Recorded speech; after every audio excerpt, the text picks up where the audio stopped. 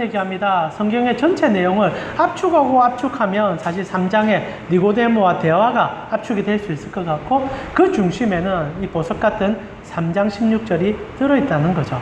저는 그 말에 동의합니다. 그런데 말입니다. 여러분은 이렇게 보석 같고 복음의 중심이다 말하며 모든 설교자와 목회자와 신학자들이 우리 신학의 가장 중요한 중심 구절이란 말하는 3장 16절을 얼마만큼 이해하고 계십니까?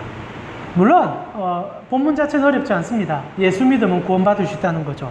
하나님이 세상을 이처럼 사랑하셔서 독생자를 주셨으니 믿는 자는 멸망하지 않고 영생을 얻는다는 말은 덧붙일 것도 없고 더 뺄 것도 없이 그냥 문맥 자체로 복음의 정수를 우리에게 이해시켜 줍니다. 그러나 단어 하나하나를 떼서 살펴보기 시작하면 실제로 우리가 이 본문을 정확히 이해하고 있는지는 의문이 들 수 있다는 거죠. 오늘 그래서 저는 이 짧은 한 구절이지만 우리가 어느 정도 복음의 정수를 이해하고 있는지, 그리고 주님께서는 이 짧은 구절을 통하여 우리에게 사실 이렇게 생각해 봅시다. 여러분 요즘 컴퓨터 많이 하시다 보면 압축 파일이라는 게 있습니다. 강도미.gip에서 압축을 시키는데 파일은 하나지만 풀어보면 전체가 풀리듯이 사실 3장 16절이라는 이 짧은 압축 구절은 말 그대로 성경 전체를 압축하고 있는 내용입니다. 그래서 풀어내면 풀어낼수록 광범위한 내용이 들어있는데 다 풀어내지는 못하겠지만 우리가 아는 수준 안에서, 그리고 알아들을 수 있는 수준 안에서 한번 이 본문을 살펴보며 우리가 이 본문 안에 들어가 보았으면 좋겠습니다. 여러분, 정말 본문을 이해하시는지 설교 가운데 한번 체크해 보십시오.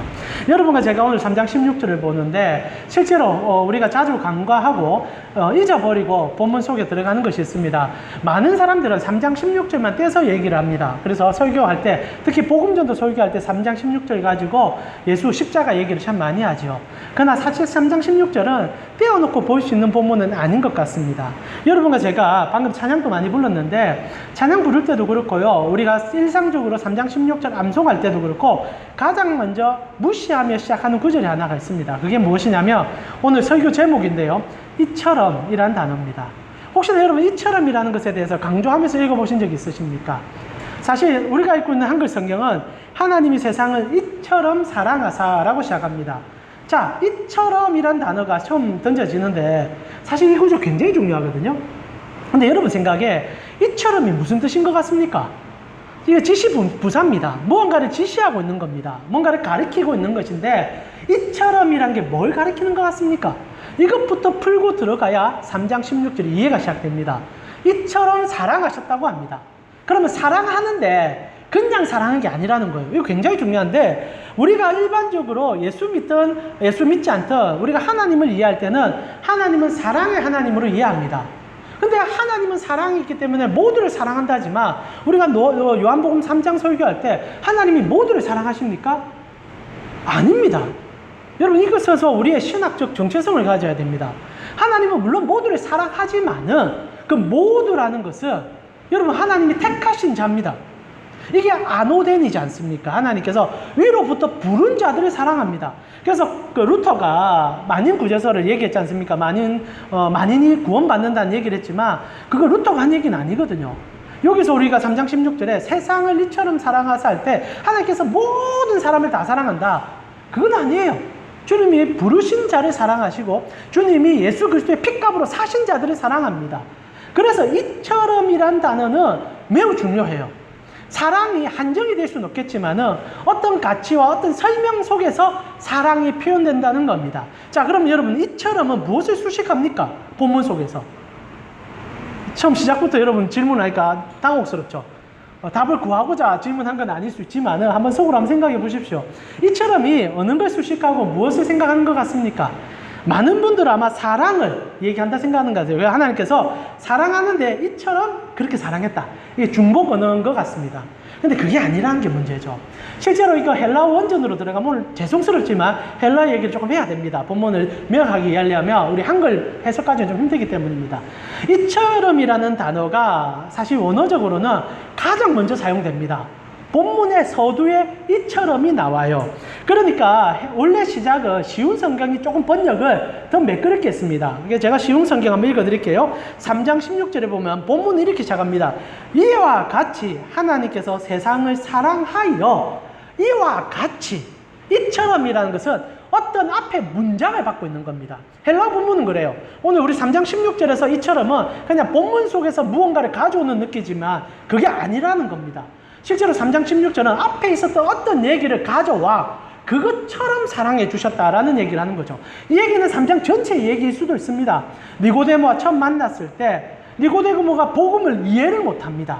지식적으로, 학적으로, 성경적 가진 그 사상으로 이해를 하려 하지만 이해를 못해요. 그래서 예수 그리스도께서 설명하죠. 그래, 이해 못하는 게 당연하다. 안오된, 이거는 거듭난 자만 이해할 수 있는 것이다. 복음의 구원을 한정시키죠. 거듭난 자만 이해할 수 있는 은혜다라고 얘기합니다. 그러면서 핵폭탄 같이 하나 던져준 얘기가 그 앞에 했던 자리했던 14절에서 15절입니다. 여러분, 우리가 저번 주에 이 두 구절 가지고, 사실 네 구절이긴 하지만은 제가 목이 터져라 설교를 했습니다. 근데 여러분이 눈빛이 좀 희미해졌고, 저번 주는 오늘보다 더 더워가지고, 오늘 제가 저번 주 더위에 너무 질려버려가지고, 오늘 일찍 와가지고 에어컨 좀 틀어놓고 하니까 조금 나으시죠? 좀 나으실 것 같아요. 그래서 여러분 저번 주 설교를 들으셔도 이해를 잘 못하신 부분이 있을 것 같은데, 사실 오늘 본문은 저번 주 설교를 바탕으로 설교가 진행되는 겁니다. 본문이 진행된 겁니다. 그러면 저번 주 어떤 본문이었습니까? 14절, 15절. 우리 같이 한번 읽어보았으면 좋겠습니다. 요한복음 3장 14절에서 15절입니다. 같이 읽겠습니다. 모세가 광야에서 뱀을 든 것 같이 인자도 들려야 하리니 이는 그를 믿는 자마다. 자, 오늘도 영생의 얘기고 14절에서 15절도 영생의 얘기입니다. 핵심은 영생에 관한 얘기인데 14절에서 15절, 노뱀이 들린 것 같이 인자도 들려야 한다는 그 얘기를 가지고 3장 16절은 해석에 들어간다는 겁니다. 이와 같이, 이처럼 이렇게 하나님이 세상을 사랑해 줬다. 그래서 전반적으로 여러분이 깔고 들어가야 되는 3장 16절의 이해는 노뱀 사건입니다. 그러나 우리가 오늘 노뱀 사건을 다 설명할 수 없기에 제가 요약을 해드리면, 노뱀 사건은 어떤 얘기입니까? 사람이 강교하다는 얘기를 노뱀은 우리에게 전달하고 있죠. 제약, 어떤 제약입니까? 잘 되면 내가 잘한 겁니다. 그러나 못하면 하나님이 잘못하신 게 된다는 얘기죠. 노뱀은 그 얘기입니다. 뭐 어렵게 구두절절 얘기할 것이 없지, 인간의 죄는 내가 잘하면 다 내가 잘한 거고, 뭔가 잘못이 일어나면 다 하나님 탓인 거예요. 모든 것이 하나님 탓하면 남 탓되는 거죠. 그래서 하나님께서 진노하십니다. 불평하는 그들에게 불뱀을 보내게 되지요. 그러나 우리의 원인과 결과의 해결점은, 하나님이 불뱀을 보냈다고 성경이 얘기하지만 하나님은 불뱀을 보내는 분이 아닙니다 라는 얘기를 던졌어요. 여러분, 이 얘기 굉장히 중요합니다. 여러분, 출애굽기에 바로가 하나님 앞에서 10가지 재앙을 당할 때 본문이 정말 이상합니다. 처음에 하나님께서 10가지 재앙을 줄 때 5번째 재앙까지는 바로가 자기 마음의 주인이에요. 이렇게 본문이 진행됩니다. 하나님께서 이제 네가 돌이켜라 얘기하면 바로가 마음을 강팍하게 해서 하나님 앞에 돌아가지 않습니다. 근데 어느 시점 되면 바로가 자기 마음을 주도하지 못해요. 하나님이 바로의 마음을 강팍하게 하사라는 얘기가 나옵니다. 자, 그럼 질문할게요. 하나님이 어느 시점이 지나면 사람의 마음을 강팍하게 만들어서 그로 돌이키지 못하게 하시는 악랄한 분입니까? 이제 니는 수준 미달이야. 기회를 끌어줬는데도 답이 없네. 니는 이제 안 돼. 해서 마음을 탁 틀어지어가지고 파라오가 고백하듯이 너는 이제 끝났어 라고 하면서 재앙을 퍼부는 하나님입니까? 그럼 오늘 본문도 오류가 생기죠. 하나님이 세상을 이처럼 살아가시는, 그게 아니라는 겁니다. 바로가 자기 마음을 결정했고 돌처럼 딱딱해지니 더 이상 변화될 구석이 사라졌다는 표현입니다. 그래서 야고보서가 뭐라고 합니까? 하나님은 사람을 시험치 않는다. 그러나 로마서는 또 어떻게 이야기합니까? 시험받을 만한 일들이 있다. 그것을 우리가 오늘 해석할 것은 아니지만은, 우리가 스스로 시험당하고 우리가 스스로 넘어지고, 그러나 이 탓을 하나님 탓하는 게 죄라는 겁니다. 이것이 하나님과 관계가 끊어진 인간들의 죄성이죠. 노뱀의 사건은 그것으로 시작한다는 겁니다. 불뱀이 왔어요. 하나님이 보내셨습니까? 아니에요. 광야는 불뱀이 사는 곳입니다. 안 만난 게 기적이었죠. 만나는 그날이 당연한 일이었던 겁니다. 확률적으로 희박한 확률이 아닙니다. 빈번하게 만날 수 있는 건데 만났던 거예요. 근데 하나님이 어떻게 합니까? 노뱀을 높이 달아라. 모세 보고 노뱀 만들어서 달아라. 그러면 그것을 바라보면 살려준다 라고 얘기한 겁니다. 그리고 이 얘기는 여기서부터 시작한다는 거죠. 하나님의 사랑이 어떤 겁니까? 하나님의 사랑이 어떤 겁니까? 하나님께서는 우리가 무엇을 잘해서, 우리가 어떤 능력이 있어서 우리를 사랑해 주신 것이 아니라 교만하고 악랄하고 돌이킬 수 없는데 우리를 너무 사랑하셔서 그냥 그의 사랑을 퍼부어 준 것이 복음이다라는 겁니다. 그래서 이와 같이 우리는 본질적으로 회복될 수 없는 죄인인데 탐심과 정욕에 물들어 있는데 하나님이 그거와 상관없이 우리를 너무 사랑해서 우리에게 오셨다는 겁니다. 그러면서 오늘 본문은요, 자연스럽게 어떤 한 단어에 우리를 집중시킵니다. 그게 독생자라는 단어예요. 하나님이 세상을 이처럼 사랑하셨습니다. 그래서 이처럼 앞에 있는 내용을 받아서 하나님께서 불의한 세상에 노뱀같이 달려주기 위해서 우리 가운데 오시는데 그분을 이렇게 지칭합니다. 독생자라고 지칭한다는 거죠. 여러분 성경에서 독생자라는 표현을 많이 보셨습니까? 잘 표현이 등장하진 않아요. 근데 요한이 오늘 독생자라는 표현을 쓰고 있단 말입니다. 그러니까 이 표현이 굉장히 중요한 표현이에요. 그러니까 이처럼 하나님께서 우리와 하나님 사이, 예수님께서 우리와 하나님 사이에 길이 되어주기에 오셨는데 그분을 지칭하는데 독생자고 독생자가 노뱀처럼 우리 대신 달리셨다는 얘기를 한다는 겁니다. 자, 단어를 분석해 봅시다. 오늘 조금 학적일 수 있는데 독생자가 뭡니까? 독생자가 뭡니까? 이전에 여러분 아마 쉽게 이해했을 거예요. 독생자, 외아들 그렇게 이해되지 않습니까? 독생자. 물론 이제 그런 의미가 들어갈 수 있습니다. 하나님의 유일한 독생자. 그래서 독생자라고 얘기할 수 있죠. 그런데 이게 좀 문제가 있습니다. 요한은 그런 의도로 이 본문에 사용한 것이 아니기 때문입니다. 실제로 이 헬라어로 독생자란 말은 모노게네스라는 단어를 씁니다. 모노게네스. 여러분 모노라는 단어 혹시 아십니까? 모노TV.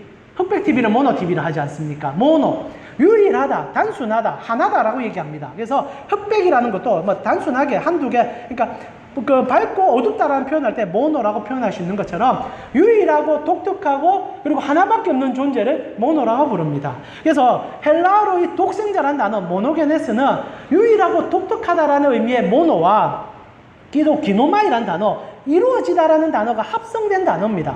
그리고 생성된 단어가 이 독생자라는 단어예요. 그러니까 독특하게 생성되었다. 그러니까 여러분이 아는 외아들의 얘기가 아니에요. 하나님의 그냥 한 명의 아들 이런 얘기가 아닙니다. 이처럼 세상을 사랑하셔서 오신 분은 독특한 분이다. 유일하신 분이다. 자, 유일이라는 단어가 들어가면 당연히 외아들처럼 생각될 수 있지만 그런 의미가 아니에요. 그래서 실제로 신학자들은 이 번역을 우리가 독생자로 했지만 이거 좀 맞는 번역이 아니다. 실제적으로 우리가 독종자로 번역하는 게 옳을 것 같다라고 해서 일부 신학자는 독종자라고 씁니다. 근데 어감이 이상하죠? 제가 유일한 독종자 하면 여러분 웃음밖에 안 나올 겁니다. 그러나 단어 의미상은 독종자가 맞아요. 독특한 종류의 아들입니다. 독종자. 유일하신 분이시고 독특한 아들이라는 거예요. 자, 예수가 왜 우리의 구속자가 됩니까? 자, 하나님이 세상을 이처럼 노뱀 사건처럼 우리가 너무 불의하며 구원은 우리로 이룰 수 없을 뿐 아니라 틈만 나면 하나님 앞에 폐악질을 저지르는 우리를 위하여 하나님이 사랑하기로 작정하셨다는 거예요. 그리고 그분이 보여주신 하나님의 방법은 독종자를 우리에게, 독생자를 우리에게 보낸 것이었다는 겁니다. 자, 독생자, 독종자. 예수가 왜 독특합니까? 왜 유일합니까? 그리고 그분이 왜 우리에게 독특한 아들로 인지됩니까? 그분만이 하나님이고 인간이기 때문입니다. 독종자는 그 얘기를 갖고 있는 거예요. 완전한 인간이며 완전한 하나님이신 세상에서 찾아볼 수 없을 뿐 아니라 천상에도 찾아볼 수 없는 분. 삼위일체 하나님은 실제로 성부 하나님, 성자 하나님은 그냥 신성을 소유한 분입니다. 그러나 오직 예수 그리스도만이 인성을 소유하시죠. 그분만이 인간입니다. 말 그대로 그냥 인간이에요. 그런데 그분은 또한 어떤 분이십니까? 성삼위 하나님, 일체이신 하나님, 동등하신 하나님, 하나님 그 자체세요. 유일하신 분이요, 독특하신 분이요, 독종하신 분입니다. 독종이라는 표현 안 써야겠습니다. 굉장히 독하다는 느낌이 좀 들어서. 그러나 여러분 이해는 되시겠지요. 그래서 예수 그리스도가 어떤 분이신가? 하나님과 우리 사이에 유일한 다리가 될 수 있는 분이라는 겁니다. 노뱀을 하늘 높이 들었습니다. 그러나 노뱀을 든 것이 아니죠. 예수를 들었습니다. 그러면 예수가 왜 구원이 됩니까? 독종자, 독생자기 때문입니다. 하나님으로부터 오신 하나님이세요. 근데 인간으로부터 인간 안에 태어난 인간이세요. 근데 그것이 섞이지 않습니다. 많은 분이 오해를 하시는데 완벽한 인간이고 완벽한 하나님이며 두 개가 짬뽕이 되어서 이것도 아니고 저것도 아니냐? 그것은 그리스 신적인 생각입니다. 유일하신 우리의 구세주 예수 그리스도는 완벽하신 하나님이면서 또 완벽하신 인간인데 두 개가 하나도 안 섞여요. 오히려 그것이 완벽함에 완벽함을 이룹니다. 그러니 독생자죠. 이해가 안 되는 거예요. 그것을 우리가 어떻게 이해합니까? 그러나 그러하기 때문에 구원은 그분으로부터 이루어질 수 있는 거예요. 하나님의 전적인 것을 그분만이 아십니다. 그러나 인간의 모든 죄악을 그분만이 아십니다. 그러니 그분이 길이요 진리인 거죠. 그분이 십자가에 달려 죽었기 때문에 길이요 진리가 된 것은 맞습니다. 그러나 그분 탄생 자체가 길이요 진리라는 거예요. 우리가 어떻게 하나님의 뜻을 알 수 있습니까? 독종자인 그분밖에 없는 거죠. 우리 하나님이 우리를 어떻게 볼 수가 있습니까? 죄인인 우리를 독종자가 계시기 때문이죠. 독특한 그분이 우리의 중보자가 되어 우리의 통로가 되어 우리 가운데 서 계시니 하나님이 우리를 만나주시고 우리가 하나님을 만나게 되는 거죠. 근데 예수님께서 뭐라고 했습니까? 나를 통하지 아니하고는 아버지께 갈 자가 없다. 아멘. 진리예요. 그게 독생자라는 의미입니다. 그래서 하나님이 이처럼 세상을 사랑하사 독생자를 주신 겁니다. 자, 말을 제가 좀 풀어서 이렇게 해석해 드리겠습니다. 이기적이고 자기중심적이며 하나님마저도 자판기처럼 이용하려는, 그래서 늘 죄에서 벗어나지 못하여 결국 그 끝이 사망인 그들을 우리를 너무나 사랑하셔서 독생자, 완전한 하나님이며 완전한 인간이신 예수님을 우리 가운데 보내셨다. 여기까지가 하나님이 이처럼 세상을 사랑하자 독생자를 보내셨다는 표현입니다. 심플한 얘기 같지만 복음의 정수 아닙니까? 죄인인 우리를 그리스도께서 어떻게 구속하시는가? 그냥 하나님이 마음먹었다고 된 일이 아니다라는 겁니다. 광야에 일어났던 인간의 죄성, 탐욕의 끝, 잘되면 내 탓, 못하면 하나님 탓하는 저주받은 인생을 하나님은 끝없이 사랑해 살려주기 위하여 모세에게 노뱀을 만들어 들으라 했던 것처럼 하나님이 우리 가운데 직접 오셔서 당신의 몸을 찢어 들릴 건데, 근데 달린 그분을 쳐다보니 완벽한 하나님이고 완벽한 인간이었더라. 그러니 그분만이 우리의 길이 되지 않느냐?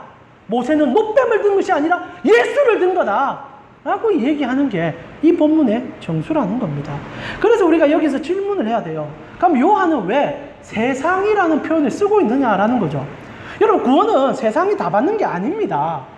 여러분, 자꾸 우리가 착각을 하는데 구원은 세상 전체가 다 받는 것이기 때문에 우리가 열심히 살면, 열심히 전도하면 예수 믿는 백성들이 물론 많이 늘어납니다. 이 성경의 얘기긴 한데, 여러분이 예수 전한다, 그 사람이 믿고 안 믿고는 내 능력에 달린 게 아니지 않습니까? 여러분, 예수 믿는 건 뭘로부터 시작합니까? 하나님께서부터 시작합니다. 하나님이 우리를 선택하시는 것부터 시작하는 거예요. 내가 전도 스킬이 좋아서, 말빨이 좋아가지고 사람만 마음을 현혹시켰다, 잠시 속아줄 수는 있습니다. 그러나 그 사람을 구원받았다 말할 수 없어요. 틈만 나면 이스라엘 백성들 떠날 자들입니다. 그러면 왜 세상이라는 표현을 써서 우리를 오해케 합니까? 하나님이 세상을 이처럼 모세의 노뱀 사건처럼 사랑해줬단 말입니다. 물론 처음부터 한정이 되어 있죠. 여러분, 이 세상이라는 표현은 공간적 개념이 아닙니다.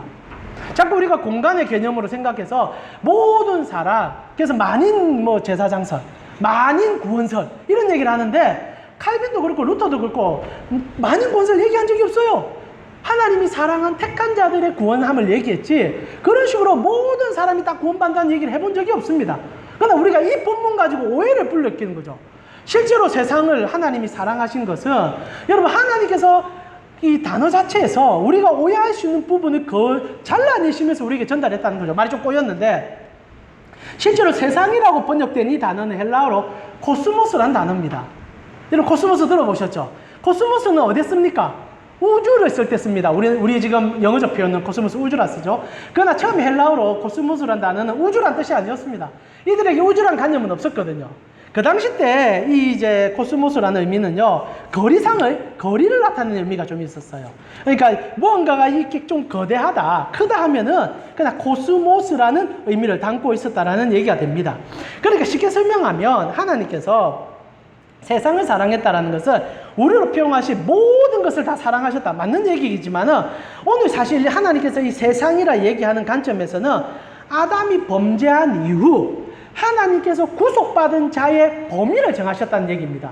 이게 좀 어렵죠? 근데 쉽게 얘기하면 이런 얘기입니다. 여러분, 이렇게 물어볼게요. 아담의 범죄 이후 구원받은 사람은 무엇으로 구원받았습니까? 이게 이제 세상의 의미입니다. 여러분, 아담 이후로 아담이 구원받았습니까? 안 받았습니까? 모르죠. 근데 우리 이렇게 질문해 봅시다. 아담이 구원받았다면 뭘로 받았겠습니까? 예수 그리스도. 여기서 답이 헷갈리면 큰일 납니다, 여러분.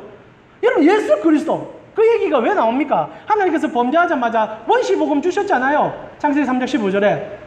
너의 후손으로 태어난 아이가 뱀의 머리를 깨부술 것이다. 그 얘기 했단 말입니다. 독종자가 태어날 것을 얘기했어요, 처음부터. 예수 그리스도는 태초 전부터 계획된 분이었고 우리 가운데 오시는 시간 위에 있는 분입니다. 태초 전 하니까 좀 어려운 얘기지만 우리의 시간 관념을 보시면 안 돼요. 그래서 이 세상이라는 개념은 우리가 생각하는 그런 한정된 개념이 아니라 주님께서 이 세상이라고 주신 얘기는 범위입니다. 하나님께서 택한 자들에 대한 범위를 얘기하시는 거예요. 자, 구원이라는 것은 처음부터 예수 그리스도밖에 없어요. 여러분, 이 얘기는 실제로 여러분이 오해할 만한 소짓거리가 없어야 합니다. 이 얘기는 성경이 끊임없이 주장하는 얘기예요. 진짜 여러분이 한번 질문해 봅시다.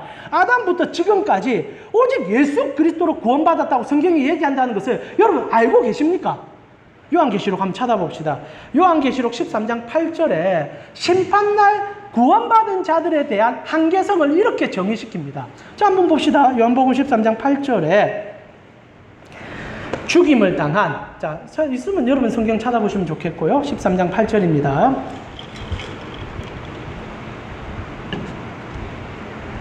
자, 우리 찾으시면 한번 같이 읽어봅시다. 13장 8절. 죽임을 당한 어린 양의 생명책에 창세 이후로 이름이 기록되지 못하고 이 땅에 사는 자들은 다 그 짐승에게 경배하니라. 자, 6과 0을 구분시키는데, 자, 영의 자녀들을 어떻게 구분시킵니까? 창세 이후로 하나님의 생명책에 기록당한 자들이라고 얘기합니다. 근데 그 기록, 하나님의 어린 양, 죽임당한 어린 양이라는 얘기를 하는 것을 여러분 포커스를 맞춰보십시오.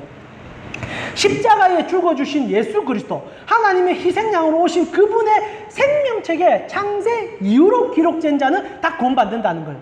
자, 시간관념으로 한번 봅시다. 구원이 어떻게 시작됐느냐? 창세 이후로, 하나님이 아담을 만든 이후로 구원받은 모든 사람은 예수 십자가에 힘입어 그 생명책에 기록된 자만 살았다는 거예요.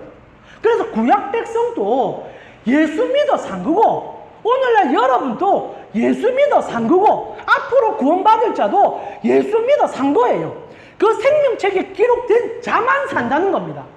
그래서 세상은 그 세상을 얘기하는 거예요. 우리가 아는 코스모스, 이 넓은 우주 같은 세상이 아니라 하나님의 세상을 얘기하는 겁니다. 한정된 세상, 주님께서 그의 이름에 기록된 세상을 얘기하는 거예요. 그래서 하나님의 세상을 이처럼 사랑하사 독생자를 우리에게 보내셨죠. 자, 그래서 우리가 또다시 집중해야 하는 단어가 보냈다는 단어 아닙니까?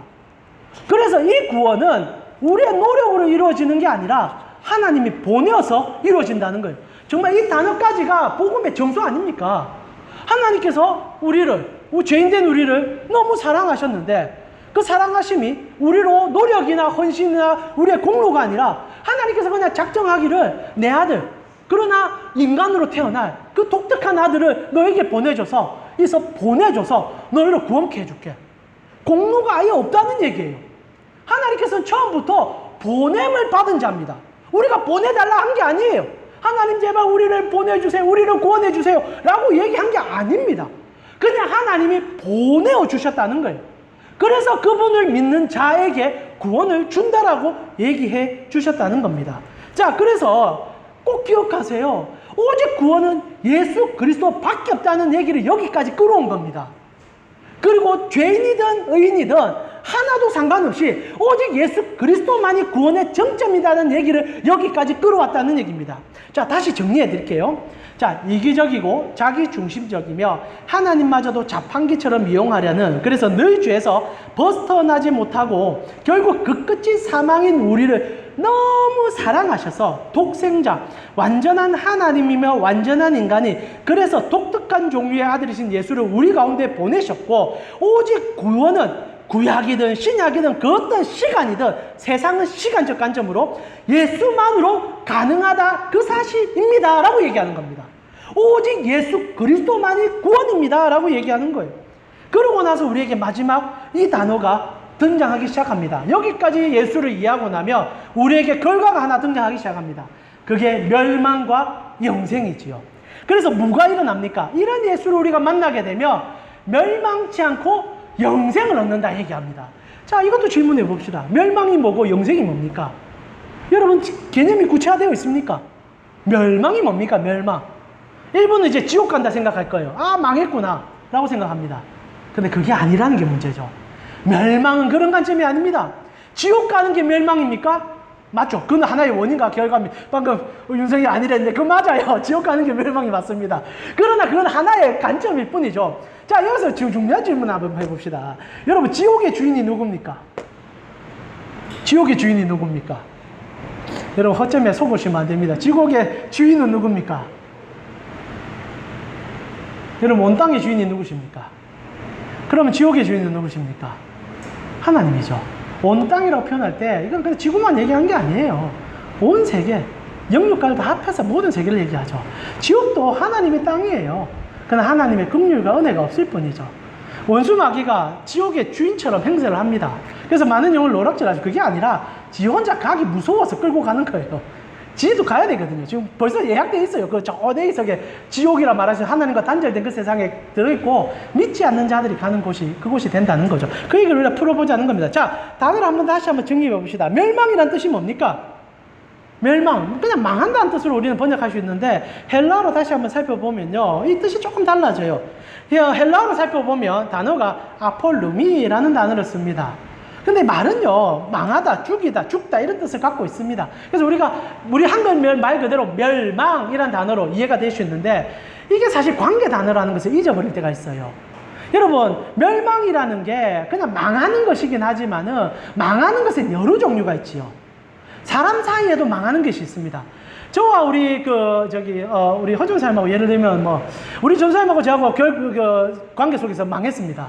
그럼 어떤 관계가 된 겁니까? 그러나 서로 목회적 관점이 맞지 않아서 머리 찢고 싸운 겁니다. 네가 믿는 예수가 맞냐, 내가 믿는 예수가 맞냐, 싸우다가 그냥 아이고 모르겠다 끝내자. 이게 멸망이죠. 그러나 이런 표현 우리는 잘 안 씁니다. 그러나 오늘 성경에서 쓰는 이 단어, 이 멸망, 아폴룸이라는 단어는 관계적 용어로 이런 의미를 갖고 있다는 거죠. 실제로 그래서 예로 이렇게 됩니다. 그래서 이 단어의 의미 속에는 이런 의미가 좀 들어가는데 상실당하다, 상실하다는 의미가 이 아폴룸에 들어있어요. 그러니까 예를 이렇게 한번 들어볼까요? 아버지로부터 버림받았다 할 때도 이 아폴로미가 들어갑니다. 그리고 어떤 데 아폴로미가 사용되는지 압니까? 하나님의 잃어버린 어린 양 할 때 이 잃어버리다 할 때 아폴로미가 들어가요. 그러니까 멸망이라는 단어가 그냥 부서지고 깨어지고 파멸돼서 지옥 간다는 게 아니라 관계의 단절. 그래서 무엇으로부터의 단절로 인하여 실망과 고통과 어려움이 오냐는 얘기를 멸망이라고 얘기한다는 겁니다. 그러면 정말 의미가 달라지죠. 여러분, 멸망이 뭡니까? 아버지와의 관계 단절이죠. 멸망이 뭡니까? 지옥이 뭡니까? 고통이 뭡니까? 아버지로부터 분리가 고통이라는 겁니다. 성경은요, 멸망이라는 것은 아담이 불러오게 되는데 아담의 죄악의 결과가 이 분리였다라고 얘기해요. 아버지의 관계 단절이라고 얘기합니다. 여러분, 아담이 선악을 알게 하는 나무의 열매를 먹는 순간 무엇이 시작됐습니까? 관계 단절이 시작됐죠. 하나님께서 우리가 약속하셨습니다. 너는 나의 가장 기뻐하는 자요, 내가 너를 통하여 온 세상에 가장 큰 기쁨을 받아주겠다. 그런데 말이다, 우리의 관계를 위해서 하나만 하지 마라. 여러분, 관계라는 것은요, 말로 이루어지는 게 아닙니다. 제가 곽 집사를 너무너무 사랑합니다. 곽 집사, 내 사랑을 믿을 수 있겠어요? 믿을 수 있겠어요? 이럴 때는 아멘 한번 해주면 얼마나 좋습니까? 근데 신뢰를 못합니다. 왜 신뢰를 못합니까? 말로 하는 립서비스 뭘 어떻게 믿습니까? 여러분, 결혼도 여러분 말로 해서 결혼하면은 믿을 수 없으니까 어떻게 합니까? 결혼식을 하잖아요. 언약을 맺는단 말입니다. 하나님이 그런 식으로 우리와 혼인하셨잖아요. 여러분, 예수 그리스도와 우리와 뭘 하셨습니까? 결혼을 하셨잖아요. 언약식을 하셨잖아요. 언제나 모든 사랑에는 약속이 전제가 돼야만 합니다. 매개물이 있어야 돼요. 뭘로 신뢰해서 뭘로 알아서 합니까? 그래서 하나님께서 하나의 매개체를 준 게 선악을 알게 하는 나무의 열매예요. 그 꼴짝 나무 열매 하나 따먹었다고 문제가 생깁니까? 안 생겨요. 여러분, 천국 가면 선악을 알게 하는 나무뿐 아니라 생명나무도 다 달려 있어요. 여러분, 영생이란 개념을 오늘 공부하게 될 건데 영생 가면 그거 따먹어도 문제 안 돼요. 그러나 우리가 처음 하나님의 때 지음받았을 때는 관계를 위하여 하나님이 주인 되시고 우리는 하나님의 자녀며 종임을 기억하기 위해서 이거 하나는 지켜달라는 거죠. 그래서 저는요, 선악을 알게 하는 나무를 이렇게 표현하기를 좋아합니다. 소위 말하는 전세계약서. 여러분, 전세계약서 보통 우리 두부 작성하잖아요. 매매계약서 말고 전세계약서. 두부에서 주인이 하나 갖고 있고 내가 하나 갖고 있잖아요.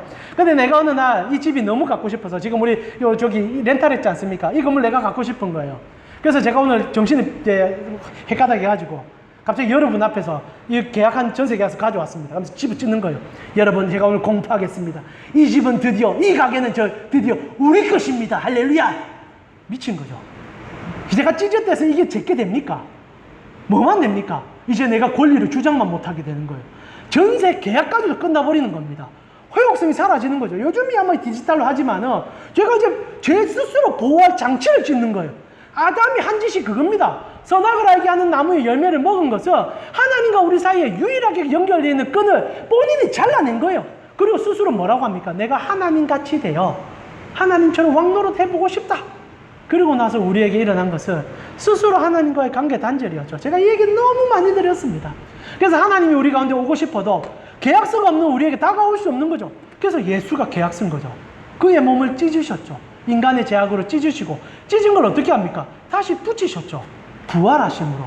완전한 계약서가 그리스도의 몸으로 성취된 거 아닙니까? 그래서 우리 인류가 하나님과 단절을 경험하고요, 멸망으로 떨어졌어요. 그 단편으로 보이는 게 창세기 너무 재밌는 묘사로 묘사해 줍니다. 제가 이 구절 참 좋아하는데요. 창세기 2장 25절에 멸망당하지 않은 인생이 살아가는 방식이 나옵니다. 창세기 2장 25절입니다. 우리 같이 한번 읽어볼까요? 같이 읽겠습니다. 아담과 그의 아내. 이게 멸망당하지 않은 인생의 하나님의 기쁨입니다. 여러분, 하나님과 관계가, 멸망이라는 게 관계 단절이라 그랬죠? 그러면 아담이 처음 하나님과 관계가 단절 안 됐을 때는 어떤 은혜가 있느냐? 보는 게 다 좋은 거예요. 왜? 하나님으로 보니까. 인류가요, 하나님으로 보면요, 아무리 어떤 사람일지라도, 혹시나 우리 가운데 있는 장애라도 아름다워질 수밖에 없어요. 왜? 하나님의 섭리고 은혜니까. 아담이 하와라는 여자를 봤습니다. 너무 좋은 거예요. 짐승들을 쳐다봤습니다. 호랑이를 쳐다봤어요. 너무 귀여운 거예요. 사자를 쳐다봤어요. 너무 이쁜 거예요. 두더지를 쳐다봤어요. 이렇게 이쁜 게 어디 있는지 몰라요. 보는 게 다 좋은 거예요. 본인들이 벌거벗었는데도 하나도 부끄럽지 않았습니다. 왜요? 하나님의 피조물이니까.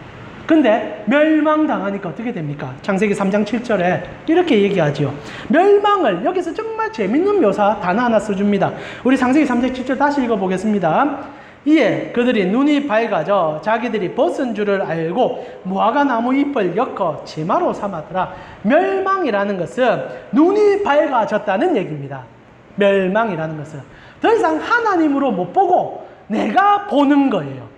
내가 주도를 가지고 내가 판단하고 내가 다 봅니다. 때로는 선하게 볼 수도 있습니다. 사람의 도덕성을 무시하지 마세요. 하나님의 형상인 우리는 능력이 있습니다. 물론 두더지는 꿈만큼도 되지 않는 능력이지만, 그래서 도덕적으로 살고 능력도 있어 보이기도 합니다. 그러나 하나님으로 볼 수 없는 눈이에요.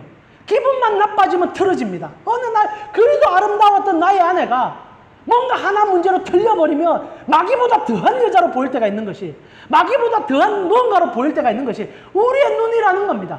이게 멸망이에요. 판단과 가치가 나로부터 시작되어서 어느 것 하나도 보지 못한다는 것이 멸망입니다. 근데 더 큰 멸망이 뭔지 아십니까? 가치의 어려움 때문에 세상을 보는 것으로만 판단하기에 더 이상 아름다운 가치가 덧입고 덧입는 것으로 끝난 거죠. 아담이 한 일이 무화과 나무 잎으로 자기의 치부를 가리는 겁니다. 인류는 멸망당해서 그 멸망을 감추려고 오늘 또 덧입고 있어요. 저 정말 감사하게 우리 가온 식구들은 멸망을 조금 덜 당한 것 같아요. 여러분, 명품을 안 입고 오시더라고. 보통 이게 명품 가방 하나 딱 들고 명품 옷 입고 오면은 벌써 분위기가 안 달라집니까? 저는 명품이 뭔지 몰라. 입고 와도 저는 구원받은 사람이라서 명품 들고 와봤자 뭐 그 싸구려 가방 왜 들고 오는 이랬다 욕 들어먹는 사람인데, 아는 사람은 사람의 존재가 달라지는 거예요. 제가 뭐 그 프라다입니까? 프라다는 악마를 입다 그 영화를 알아서 프라다를 탁 걸치고 왔어요. 여기 와서 설교를 딱 합니다. 여러분, 눈빛이 프라다 아는 사람은요, 제가 프라다 짜리가 되는 거예요. 우리 강 목사 설교는 프라다 짜리. 이게 아담의 멸망입니다. 근데 여기서 멸망이 끝나는 게 아니라 어디까지 갑니까? 어떻게 태어났는지, 어디로 가고 있는지, 그리고 우리가 어떤 존재인지 아무것도 몰라진 거예요.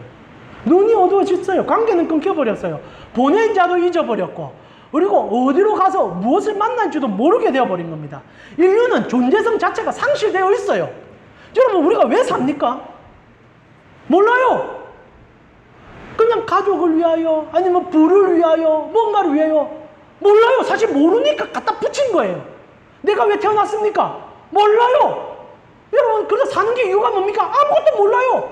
그냥 목주군이 사는 거지. 그냥 이러니 사는 거지. 지금 오늘날 진짜 심각하지 않습니까? 우리 도시화가 돼서 이 대한민국이 선진국 진투기에 들어갔다 했는데, 지금 눈만 뜨면 칼부림이 일어날까봐 겁이 납니다. 미국이 정말 우리나라 같아요. 미국은 그냥 막 총수가 됐는데, 이제는 우리는 식칼 들고 설치 샀습니다. 그래서 어저께 제가 뉴스 보니까 어느 지하철역에 그 호신용품 스프레이 30개 갖다 놓고 가져가 주십시오. 그러니까 사람들이 댓글을 적어놨더라고요. 너무 좋은 사람이다. 뭐가 좋은 사람입니까? 물론 좋은 사람이 맞습니다. 그러나 이렇게 된 세상 자체가 안타까워 예수께로 나아가야 되는데 그걸 못 찾는 거예요. 결국 우리가 하는 멸망한 자들은 스프레이 더 주는 거예요. 좀 피해보자. 뿌리보자. 이게 답이라고 얘기하는 겁니다. 멸망받은 자들에게는요, 위안이 없어요. 답이 없어요. 지금 잠시 주어지는 것이 기쁘다고 말하는 것이 전부일 뿐입니다. 이것이 비참함이죠. 그래서 멸망은 하나님과의 관계가 단절되어 어디서 왔고 어디로 가는지를 모르는 상태, 가장 불안하며 가장 무능력한 상태를 지칭하는 표현입니다. 지옥도 아니고요, 망한 것도 아니고요, 그냥 우리 존재가 소실되고 상실된 상태. 그리고 그것이 뭡니까? 죽음이죠. 죽음입니다. 가장 절망의 최악의 상태. 어디로 가는지도 모르는데 죽음은 피할 수 없는 존재들. 그래서 죽음 앞에만 쓰면 비참해지는 존재들. 아무리 돈을 많이 벌어도, 아무리 좋은 곳에 사 입어도 죽음이 찾아오면 망하는 존재들, 허망한 존재들, 가치를 모르는 자들. 그러나 영생이 있는 자들은 다르다는 거죠. 자, 멸망을 관계 단절로 이해한다면 영생은 뭡니까? 관계 회복이겠죠. 관계 회복이겠죠. 실제로 영생은요, 영원히 사는 게 아닙니다. 여러분, 우리가 착각을 많이 하는데 영생하면요, 천국 가서 영원히 살 것 같은데, 여러분, 영원히 사는 것도 잘 살아 영원히 사는 것이. 여러분, 영생을 영원히 산다고 생각하면요, 신학적 오류가 생깁니다. 여러분, 사람이 죽고 나면 어떤 일이 생깁니까? 부활을 합니다. 믿는 자나 믿지 않는 자나 다 부활합니다. 그리고 둘 다 어떻게 합니까? 영원히 삽니다. 한편은 어디서 삽니까? 영원히 지옥에서 살고, 한편은 하나님 나라에서 영원히 사는 겁니다. 그러니까 시간을 늘려놓는 게 영생은 아니다라는 거죠. 예수 그리스도께서 말하고 싶은 영생은 그런 가치가 아닙니다. 시간 늘려놓는 거. 그러면 여러분, 지금 과학이 좋아져가지고 뭐 이제 우리의 뇌에 있는 지식을 어느 이제 반도체 삽입이 가능하여 안드로이드라 부르는 기계의 몸에 나를 집어넣는다 생각해 봅시다. 그럼 그게 영생입니까? 제가 이번에 넷플릭스에서 독일제 영화가 하나 나왔어요. 파라다이스라는 영화가 나왔습니다. 천국이라는 의미죠, 파라다이스. 이제 뭐, 천국이라는 개념보다는 뭐, 살기 좋은 곳 이런 의미가 될 건데, 거기가 이제 어떤 내용이냐면, 남의 그 나에게 이식할 수 있는 과학기술이 개발이 됩니다. 그러면서 일어나는 잔혹함을 다루고 있어요. 그러니까 부자들은 자기의 부를 가지고 사람의 시간을 삽니다. 그러면 가난한 사람은 그 시간을 가지고 자수성가를 시도하는 거죠. 그러나 시간은 빼앗기게 일찍 노년화되고 일찍 죽게 되는 겁니다. 상상이지만, 그러면서 거기에 그 과학기술을 개발한 과학자가 이런 얘기합니다. 나는 인류에 천국을 줬다. 왜? 너희에게 영생을 줬으니까. 시간을 늘려줬다는 거죠. 이게 그리스도인이 생각하는 영생 같아요. 시간 꽉 늘려놓은 거. 영생은 그런 것이 아닙니다. 성경은 영생을 뭐라고 얘기합니까? 요한복음입니다. 요한복음 17장 3절에 영생은 시간을 늘려가지고 계속 사는 게 아니에요. 누구와 사냐가 중요한 거 아니겠습니까? 자, 17장 3절에 영생을 뭐라고 표현합니까? 우리 같이 한번 읽어보겠습니다. 17장 3절입니다. 영생은 곧 유일하신 참 하나님과 그의 보내신 자 예수 그리스도를 아는 것이다. 이게 영생이다라는 거예요. 그럼 영생은 지금 영생을 이루는 거예요. 하나님과 관계가 이루어지며 살았어도 주님의 나라를 경험하고, 죽으면 여러분 죽음이 두렵습니까? 전 두렵습니다. 죽음이 두렵습니다. 그러나 죽음이 끝이라고 생각하지는 않습니다. 그래서 죽음을 소망으로 인식합니다. 여러분, 죽음이 두렵지 않다라고 말하고 싶진 않아요. 죽음은 사실 두렵죠. 왜 안 두렵겠습니까? 그러나 죽음은 끝이 아니에요. 죽음은 또 다른 소망이요, 저는 하나님께 나아갈 길이라고 생각합니다. 그래서 죽음 자체의 두려움을 우리가 소멸시킬 수는 없지만은 예수 믿음으로 그 너머의 생명이 우리에게 주어짐으로 소망이 생기고 꿈이 생기는 거예요. 그래서 죽음을 거치는 반석처럼, 거치는 하나의 과정처럼, 그래서 성경이 표현하듯 잠드는 하나의 과정처럼 생각한다는 것입니다. 그래서 영생이라는 것은 하나님과 깊은 관계를 이루어가므로 그분이 주는 것을 맛보고 그분이 주는 것으로 보고 그분이 주는 것을 경험하는 것. 그래서 첫사람 아담처럼 될 수 있는 과정에서, 그래서 사실 예수 믿는 사람들은요, 예수 만났기 때문에 눈이 변하고 가슴이 변하고 새 사람 되어야만 해요. 근데 안 되죠. 안 되죠. 그러나 되어감을 여러분 믿으시고 예수를 닮아가기를 노력해 주셨으면 좋겠어요. 그래서 여러분, 하나님께서 우리에게 주신 이 영생의 관점을 단순히 천국 가서 영원히 살겠다는 게 아니라 지금부터 예수와 사는 그 시간들이 천국임을 인지한다면 보는 게 달라지고 가슴팀이 달라지고 죽음마저도 두려워하지 않는 정말 복된 인생이 된다는 거예요. 이거 세상에 평생 갖고 싶은데 못 갖는 겁니다. 평생 알고 싶은데 못 갖는 거예요. 가진 자도 못 가진 자도 갖고 싶은 행복이 그 안에 있다는 겁니다. 여러분 진짜 행복할 수 있어요. 예수 바로 믿으면.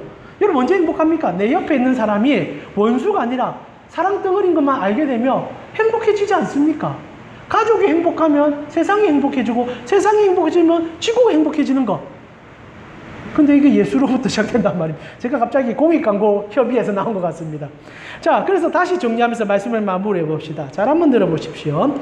이기적이고 자기중심적이며 하나님마저도 자판기처럼 이용하려는, 그래서 늘 죄에서 벗어나지 못하며 결국 그 끝이 사망인 우리를 너무 사랑하셔서 독생자, 완전한 하나님이며 완전한 인간이, 그래서 독특한 종류의 아들이신 예수님을 우리 가운데 보내셨고, 예수님께서는 이 모든 영광을 위해 우리 대신 십자가에 죽으시고 부활하셔서 끊어진 하나님과의 관계를 회복시켜 주셔서 멸망으로 떨어질 우리를 다시 건져 영원한 생명을 허락하셨습니다. 오직 구원은 구약이든 신약이든 그 어떤 시간이든 예수님만이 가능합니다. 이게 3장 16절이라는 거예요. 이 깊이가 이해가 되십니까? 오직 예수, 오직 예수. 그 깊이의 감정이 이 구절에 실려 있다는 겁니다. 이게 복음이에요. 이게 영생입니다. 멸망치 않습니다. 영생을 누립니다. 하나님이 여러분의 안에 계시고 여러분이 하나님 안에 계시는 그 은혜가 독특하신 아들로 통하여 이루어졌다, 이 말입니다. 그래서 우리가 받은 은혜는 무한합니다. 오늘 이 자리에서 여러분이 신음하며 하나님 힘듭니다. 하나님이 들어 응답하십니다. 조물주가 응답하십니다. 여러분이 지쳐서 번아웃하여 쓰러집니다. 하나님이 찾아와 아들아 내가 안다라고 한다는 겁니다. 이 은혜가 어디서 나타납니까? 독특한 종류의 아들인 예수가 우리 대신 죽었기 때문에 그 사랑이 오늘 우리 가운데 나타나 보이시며 그 은혜의 힘으로 여러분을 시작부터 끝까지 이끌어 간다는 사실, 그 은혜를 기억하며 복음으로 가슴 뛰지 않을 인생이 어디 있겠습니까? 이 시간 우리 함께 찬양 드리면서 오늘 이 구절 잘 기억해 주셨으면 좋겠어요. 그리고 복음으로 가슴 뛰는 인생 사셨으면 좋겠습니다. 하나님의 세상을 사랑하사